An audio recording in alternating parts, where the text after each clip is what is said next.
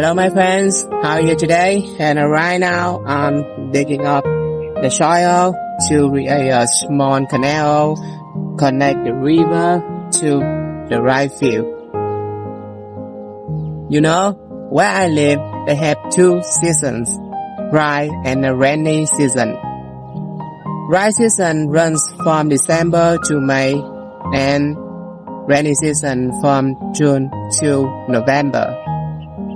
You know, I really like rainy season because in the rainy season I have been growing so many plants like water spinach, onion and chili.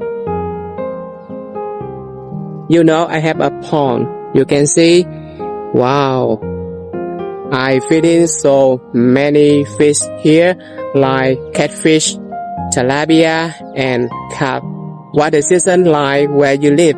Let me know down below.